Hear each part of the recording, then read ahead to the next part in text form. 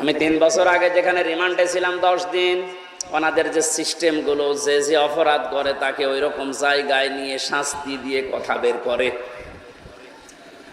পাশে যাকে নিয়ে গেল, আমি বললাম ভাই আপনার সাথে কি করেছে? বলে আমারে এমন জায়গায় নিয়ে গিয়েছিল যে এই সমস্ত নখগুলো তুলে ফেলেছে। ওর মামলাও কঠিন, অস্ত্র নিয়ে ধরা পড়েছে।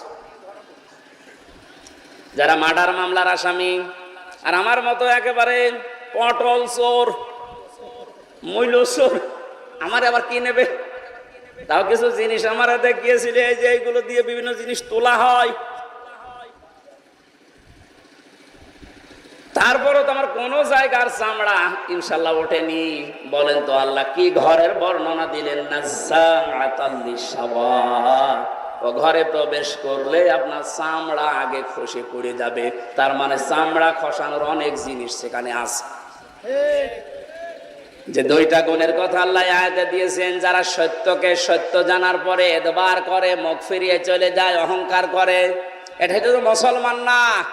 অন্য জাতির লোক যারা আছেন, সত্যকে সত্য জানার পরে আপনার মুসলমান হওয়া লাগবে তা না। আপনার বিবেক আছে, আপনি তো মানুষ।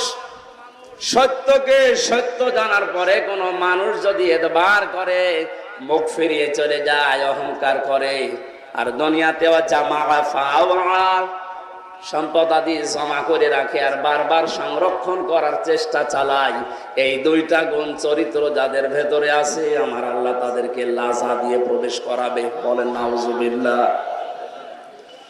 এর আগে যে ময়দানে মহাশারের যে বিশাল বর্ণনার কথা আছে, সন্তান পেট ফেটে বের হয়ে যাবে, শিশু বাচ্চার কথা, দুধের কথাও মনে থাকবে না, মানুষ উন্মাদের মতো ঘোরাফেরা করবে।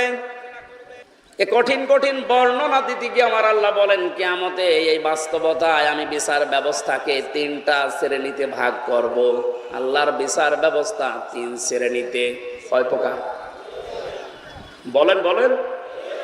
সূরা বাকারার 281 নম্বর আয়াত আমরা পড়েছি। আয়াতের ভেতরে আল্লাহ ওইটা জানাচ্ছেন, ওয়াত্তাকু ইয়াওমান তুরজাউনা ফীহি ইলাল্লাহ। তোমরা ভয় করো। শুধু হামজা একা না, ওয়াত্তাকু বহুবচন, এটা সবাই মিলে ভয় করো। ইয়াওমান, ওই দিনকে, যে দিনের বর্ণনা এতক্ষণে 4-5 মিনিট দিলাম। এত বড় কঠিন ভয়াবহ অবস্থা আল্লাহ ওই দিনে বানাবেন। আমরা যেভাবে গণনা করি 1 2 3 4 5 6 50 আলফা সানা মিম্মা তাউদ্দুন, আল্লাহ বলেন কিয়ামতের একটা দিন হবে দুনিয়ার হিসাবে 50,000 বছরের মতো লম্বা। এ বিশাল দিনে মানুষ দাঁড়িয়ে থাকবে, সূর্যটা আসবে মাথার আধা হাত উপরে, তামা হয়ে যাবে মাটি, টকবক করে ফুটতে থাকবে মগজ, নাক কান দিয়ে বয়ে বয়ে পড়বে। পুরা ময়দানে একটাই মাত্র আওয়াজ থাকবে, পানি চাই। কি চাই? 42 ডিগ্রি 43 ডিগ্রি চলছে, এই কারণে প্রতিদিন 4-5 কেজি করে অনেকে পানি খাচ্ছে। তারপরও এটা কত দূরে সূর্যটা, তখন আসবে মাত্র আধা হাত বা 1 বিঘত উপরে। এ কঠিন অবস্থাতে মানুষ একটাই আওয়াজ দিতে থাকবে সারা ময়দানে, পানি চাই, পানি চাই, পানি চাই। আল্লাহ পাক বলেন ভয় করো ওই দিনটাকে, তুরজাউনা ফীহি ইলাল্লাহ, যেদিন সবাইকে আমি আল্লাহর কাছে ফিরে যাওয়া লাগবে। সুম্মা তুওয়াফা কুল্লু নাফসিন মা কাসাবাত ওয়া হুম লা ইউজলামুন, প্রত্যেককে তার উজরত পারিশ্রমিক পরিপূর্ণ করে দেওয়া হবে, কারো উপরে আমি আল্লাহ জুলুম করব না। বলেন সুবহানাল্লাহ। এবার আমরা আয়াতের তাফসীরে প্রবেশ করছি। আপনারা আছেন তো নাকি সাপের কাহিনী শুরু করব? আপনি তাফসীর কোরআন মাহফিল লিখে দিয়েছেন, এর জন্য আমরা এইদিকে আগাচ্ছি। ঘড়িটা খুলে এখানে রাখ, আজান দিয়ে দিয়ালে আবার বলেন।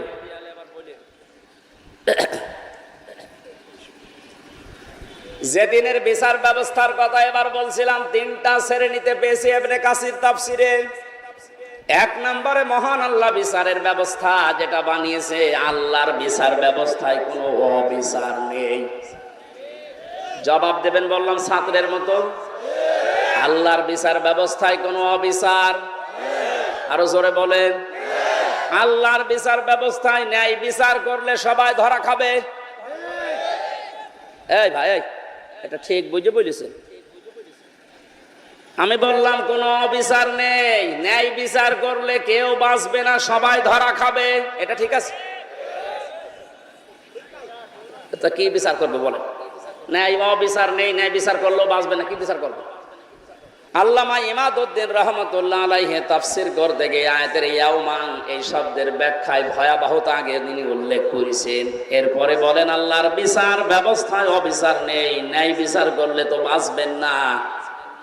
আল্লাহর বিচারে একটা জিনিস আছে, উনি যদি দয়া করে মাফ করে দেয় বাঁচা যাবে। তাহলে কি বুঝলাম? প্রথমে আল্লাহর বিচারে কোনো অবিচার, ন্যায় বিচার করলে কেউ বলেন বলেন কেন?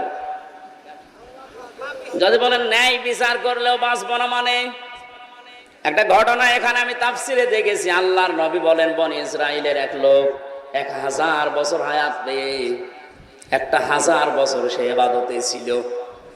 দিনের বেলা রোজা রাখা অবস্থায় জিহাদের ময়দানে কাটাতো, আর রাতের বেলা সেজদা দিয়ে তাহাজ্জুদের নামাজে।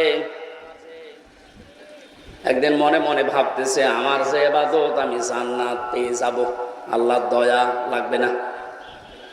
আল্লাহ রাব্বুল আলামিন তাকে ঘুমের ভেতর একটা স্বপ্ন দেখিয়েছে। ঘুমের ভেতর এসে দেখছে কিয়ামত কায়েম হয়ে গেছে। মহান আল্লাহ তাকে বিচার করার জন্য ডাক দিয়ে বলছে, বান্দা যা, জান্নাতে চলে যা। লোকটা মনে মনে চিন্তা করে, আমি এত বছর ইবাদত করলাম, আল্লাহ আমাকে একটু থ্যাংক ইউ, ধন্যবাদ, স্বাগতম, শুভেচ্ছা কিছুই দিল না, খালি বলছে যা জান্নাতে চলে যা। একটা কথা হইল? আমি যা করেছি আমার এইটা নিয়েই তো আমি জান্নাত পেতে পারি। আল্লাহ তার মনের অবস্থা বুঝতে পেরে ডাক দিয়ে বলে, বান্দা, ফেরেশতারা একে নিয়ে জাহান্নামে যে জায়গায় গরম ওঠে ওই জায়গাতে একটু ঘুরিয়ে নিয়ে আয়। ওখান থেকে ঘোরাচ্ছিল, হঠাৎ করে দেখে পানির পিপাসায় তার কলিজা ফেটে যায়। বলে, ফেরেশতারা আমার একটু পানির ব্যবস্থা করে দাও। ফেরেশতারা বলছে, এখানে ফ্রি পানি পাওয়া যাবে না, পানি পেতে হলে তোমার ইবাদতের কিছু আমাদের দেওয়া লাগবে। যা করেছে এতদিন অর্ধেক দাও।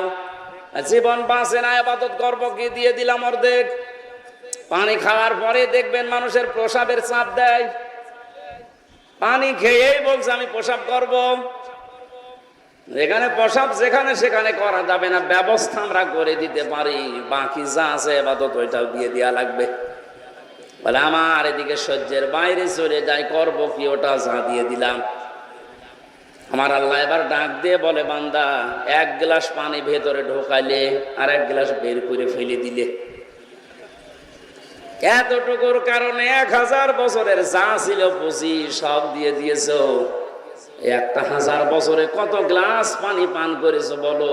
প্রতিটি গ্লাসে 1000 বছরের ইবাদত না দিয়ে তোরে আমার জান্নাতে আর দেব না।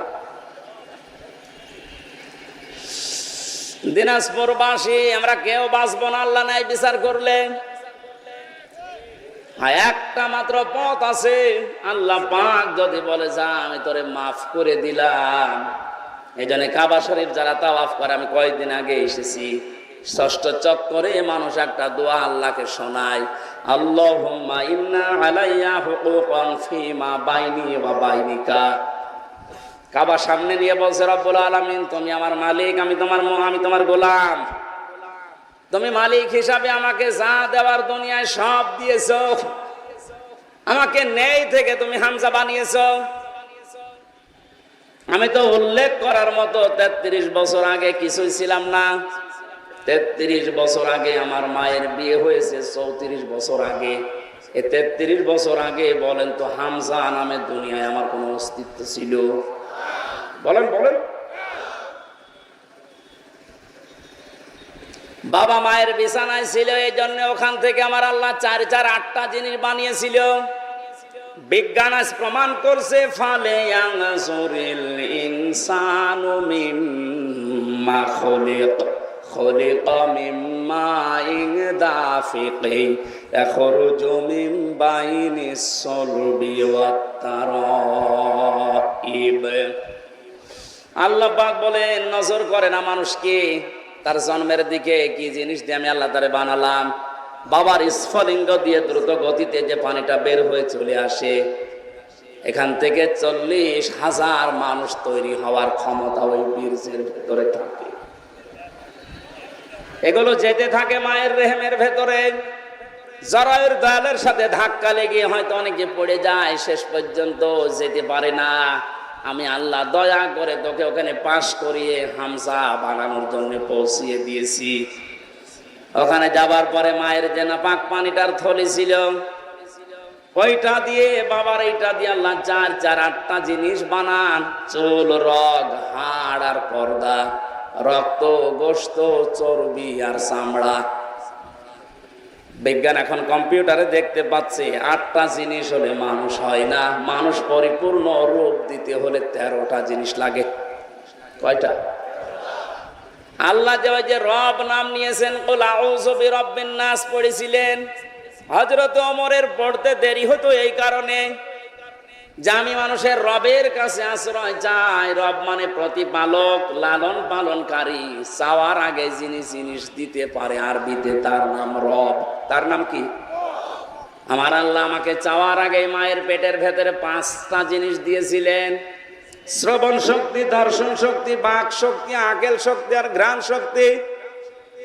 সার সহ যারাই বসে আছে একটু হেফাজত করে বলেন তো নিজে, হ্যাঁ একটু চিন্তা করে, যদি আল্লাহ একটাও কম দিত আপনি পরিপূর্ণ মাস্টার হয়ে আসতে পারতেন। আল্লাহ যদি আপনাকে এই দর্শন শক্তি না দিত, সূরা নাহালের 14 নম্বর পারা 14 নম্বর পৃষ্ঠার 14 নম্বর লাইনের 78 নম্বর লাইন আয়াতে আছে, এটা মাঝের অংশে, ওয়াজআলা লাকুমুস সামআ ওয়াল আবসারা ওয়াল আফইদা ইলা আখিরি আয়াত। আল্লাহ তাআলা বলেন শ্রবণ শক্তি, দর্শন শক্তি, বাক শক্তি, আকেল শক্তি, ঘ্রাণ শক্তি, এই 5টা জিনিস আমি নিজে তোরে দিয়েছি।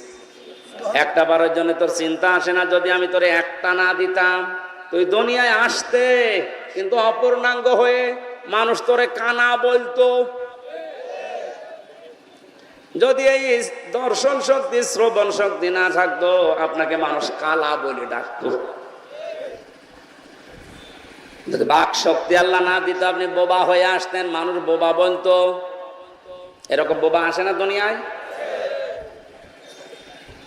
এই জন্য কাবার সামনে নিয়ে বলা লাগছে, আল্লাহ আমি তো নেই থেকে পর্যন্ত এসেছি, তুমি আমাকে যা দেওয়ার সবই দিয়েছো, কিন্তু তুমি তো আমার মালিক, আমি তোমার সার্ভেন্ট, ভৃত্য, গোলাম, দাস, বান্দা যাই বলেন, আমি তো তোমাকে কিছুই দিতে পারলাম না। আজ তোমার ঘরে এসেছি সে বাংলাদেশ থেকে, কাবার সামনে নিয়ে বলছে, মালিক আমার একটা পুঁজি আছে, তুমি আমারে মাফ করে দাও। সর্বশেষ এইটাই বলা হয়। কিয়ামতে আল্লাহর বিচার ব্যবস্থায় কিন্তু আল্লাহ শেষ পর্যন্ত এইটাই আমাদের কাছে, যিনি অবিচার তো করবেন না, ন্যায় বিচার করলে প্রত্যেকে আমরা ধরা খাবো। বাঁচার একটা মাত্র পথ আছে, আল্লাহ তুমি আমাকে মাফ করে দাও। এই জন্য বিশ্বনবী প্রতিদিন আল্লাহর কাছে মাফ চাইতেন কম পক্ষে 100 বার। কতবার? এখন দিনের 5টা বাজে, আমি হামজা সহ কত মানুষ এখানে আল্লাহর ওলি বসে আছি, 100 বার না, আল্লাহর কাছে সারা দিনের ভেতরে 10-12 মাফ চাইনি। কথা বলে দেখেন, আজকে থেকে আমলটা আমি সহ প্রত্যেকে আরম্ভ করবেন। সময় পেলেই বলবেন আল্লাহুম্মা গফিরলি অথবা আস্তাগফিরুল্লাহ, আস্তাগফিরুল্লাহ। পৃথিবীতে সবচাইতে বেশি খুশি হয় আল্লাহ এই শব্দটা শুনলে। মানুষ যখন বলে আস্তাগফিরুল্লাহ, আস্তাগফিরুল্লাহ, আল্লাহ আমি ক্ষমা চাই, আমি ক্ষমা চাই, ফেরেশতাদেরকে দিয়ে আল্লাহ বলে হামজার দিকে তাকা, নিষেধ করেছিলে বানাতে, অথবা না দেখেই দেখ আমার কাছে এমনিতেই ক্ষমা চাইতে আছে। এই আমলটা আমি সব প্রত্যেকে যেন আমাদের প্র্যাকটিক্যাল লাইফে করতে পারি, বলেন আমিন। আল্লাহ রাব্বুল আলামিন যে দিনের বর্ণনা দিচ্ছিলেন, কিয়ামতের এই ভয়াবহতায় যে বিচার ব্যবস্থার কথা শুনলাম, আমি আবার বলছি, আল্লাহর বিচারে কোনো অবিচার বলেন না কেন? ন্যায় বিচার করলে কেউ বাঁচবে? বাঁচার একটা পথ আছে, আল্লাহর ক্ষমা। আল্লাহর বলেন বলেন তাফসিরে কাবিরের ভেতরে বেশি আল্লাহ রাব্বুল আলামিন বিচার ব্যবস্থা যখন শুরু করবেন, তার এই সিস্টেমে প্রতিটি মানুষকে আল্লাহ 3টা পর্যায়ে ডাকবেন। প্রথম নাম্বারে মানুষকে আল্লাহ ডাকবেন স্রেফ একা একা। কয়জন করে? যারাই বসে আছে প্রত্যেকে আয়াতের সাথে আজকে থেকে জীবন মিলাবেন। অনেক ভ্রান্ত ধারণায় রংপুর বিভাগে আছে। অনেকেই মনে করে কিয়ামতের দিন আমার পীর সাহেবের সাথে মিছিল দিতে দিতে উঠবো। এটা চট্টগ্রাম আর বরিশাল আর এই যে সিলেট, এই সমস্ত বিভাগের মানুষগুলোর ভেতরে বদ্ধমূল বেশি বিশ্বাস। ওরা অভাবে মানুষকে বোঝায় যে কিয়ামতে এক একটা মানুষ, অনেক পীর সাহেব উঠবে লক্ষ লক্ষ মুরিদ নিয়ে, তখন আমিও তার পেছনে স্লোগান দিতে দিতে যাব, আমার চিন্তা নেই। অথচ এটা যে ডাহা মিথ্যা কথা, কোরআনের পুরা বিরুদ্ধে। সূরা মরিয়ম 16 নম্বর পারা 10 নম্বর পৃষ্ঠা 15 নম্বর লাইনে 95 নম্বর আয়াতে আছে, ওয়াকুল্লুহুম আতিহি ইয়াউমাল কিয়ামাতি ফারদা। আল্লাহ পাক বলেন কিয়ামতের ময়দানে প্রতিটি মানুষকে আমার বিচার ব্যবস্থার সামনে আসা লাগবে স্রেফ একা একা। কয়জন করে? বলেন বলেন। তাহলে যারা পীর সাহেবের সাথে উঠবে মিছিল দিতে দিতে, এটা সত্য কথা না বানানো? এটা পুরাটা বানোয়াট কথা, আপনাকে ধোঁকা দিয়ে বোকা বানিয়ে রাখছে। কারো উপর ভরসা না, কিয়ামতে আপনাকে স্রেফ একা একা ওঠা লাগবে। আপনি এবার নিজে ভাবেন, আপনি যখন উঠবেন একা একা, এমন কি তৈরি করে গেলেন দুনিয়ায় যে আপনি জবাব দিতে পারবেন? বলেন। সেদিন একটা কনফারেন্স দেখছিলাম, বিচারক একটা ছোট্ট বাচ্চাকে, 11 বছর বয়সের অন্ধ কোরআনের হাফেজ, তাকে ডাক দিয়ে বলছে, তুমি যে ফার্স্ট হলে আজকে, অথচ তোমার চোখ নেই, তুমি অন্ধ মানুষ, আল্লাহর বিরুদ্ধে তোমার কোনো নালিশ আছে? ছেলেটা বলছে, বিচারক আমার কোনো নালিশ আল্লাহর প্রতি নেই, আমি আরো খুশি। তুমি খুশি মানে?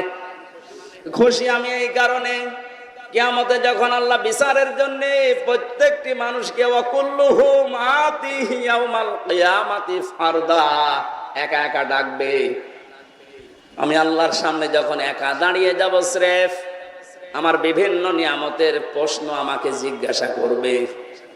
শেষ পর্যায়ে আল্লাহকে আমি হয়তো বলতে পারবো, মাবুদ তুমি তো আমাকে চোখ দাওনি, দুনিয়ায় অন্যান্য নিয়ামতের হিসাব আমাকে প্রথমে জিজ্ঞাসা করো না, চোখেরটা জিজ্ঞাসা করো, এইটা দিয়ে শুরু করো। প্রথমটা জিজ্ঞাসা করলে আমি বলবো, আল্লাহ আমি চোখে দেখি নাই, এই ওসিলাই হলেও দয়া করে বাকিটা আর জিজ্ঞাসা না করি, মাফ করে দাও। আরে ভাই, ওর তো চোখ ছিল না, ওটা একটা কিছু নিয়ে যেতে পারছে, আপনার কি নেই? বলেন আপনার কি নেই? আপনি কি নিয়ে দাঁড়াবেন? আমি একা একা থাকলে মাঝে মাঝে আমার মনে হয়, আল্লাহ পাক যদি বিচারের এই প্রথম পর্যায়ে বলে, হামজা 2024 সালের মার্চ মাসের 31 তারিখ পর্যন্ত তোরে মাফ করে দিলাম, শুধু এপ্রিলের 1 থেকে এই 27 তারিখ পর্যন্ত জবাব দিয়ে তুমি জান্নাতে চলে যা। আমার তো মনে হয় 27 দিনে জবাব দেওয়াও ঠিকঠাক মতো আমার দ্বারা সম্ভব না। আপনারা পারবেন না? আপনারা পারবেন।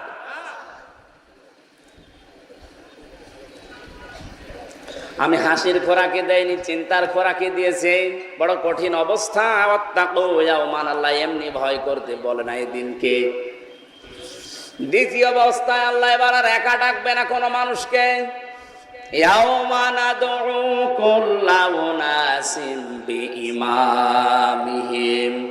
সূরা বানী ইসরাইল 15 নম্বর পারা 8 নম্বর পৃষ্ঠার 3 নম্বর লাইনের 71 নম্বর আয়াত। এটা তাফসিরে ফি জিলালিল কোরআনে পাবেন। সাইয়্যিদ কুতুব রাহমাতুল্লাহ আলাইহি লিখেছেন, কিয়ামতে এবার আল্লাহ প্রতিটি মানুষকে ডাকবে তার নেতার সাথে। কার সাথে? দিনাজপুরের মানুষেরা কোন ধান্দায় আছেন আমি জানি না, কিয়ামতে কিন্তু আপনাকে আল্লাহ নেতা সহ ডাকবে দ্বিতীয় নম্বরে। আপনার বিবেকে কি বলে? যে নেতার পেছনে আছেন, ওকে যদি আগে ডাকে এরপরে আপনাকে ডাকবে, আপনার মনে কি বলে? ওই লোকটাকে ডাকলে ওর যা সিরাত, ওর যা কর্মজীবন বাস্তব অবস্থা, ওরে আল্লাহ মাফ করবে আপনার মনে হয়? বলছেন না? না এখনই ধরা খাবে। ওর প্র্যাকটিক্যাল লাইফ দেখে যদি আপনার এখনই মনে হয় যে না আমি যার পেছনে আছি ওরে মাফ করার কথা না, কারণ ওর যা চরিত্র আমি তো জানি, তাহলে ওর পেছনে কিয়ামতে আমারে আল্লাহ ডাকবে, ওরে মাফ না করলে আমার তো মাফই নেই। এখনো বিবেকের দরজায় যাদের তালা লাগানো আছে আমি নিচে নামতে পারলাম না, বাকিটা আপনার বিবেকের ব্যাপার। এরপরেও যদি কারো বিবেক না খোলে, আমার মনে হয় এর বিবেকের উপরে কুকুরে প্রসাব করেছে। এটাও ঠিক বলছেন মানে। 3 নাম্বার যে অবস্থাটা, এবার এটা বলবো না আর, আজকে থাক। হ্যাঁ সব বলেন বলেন মানে, আমারও তো 15 মিনিট সময় আছে। ওই যে ওইটার জন্যই তো বলছি বলবো না। ওই যে টাকা পয়সা লাগবে এদের, ওরা আমার পেছন দিক থেকে হাওয়া দিয়েছে যে এটা রেখে দিন। না না, এটা না করলে এদের মাহফিল বন্ধ হয়ে যাবে। যারা এসেছেন যা নিয়ে দেওয়ার জন্য একটা টাকাও যেন বাড়ি নিয়ে যাবেন না। যেটা নিয়ত করে এসেছিলেন 5 মিনিটের ভেতর এটা দেবেন, তারপরে বাকিটা। আমি তো এই টাকা পয়সা তুলতে পারি না, হাওয়া দেওয়া লাগে, আমিও হাওয়া দিতে পারি না। ওই যে মাহফুজকে রাখি সাথে হাওয়া দিতে পারে, আপনি হাওয়া দেন তো, দেন হাওয়া দেন।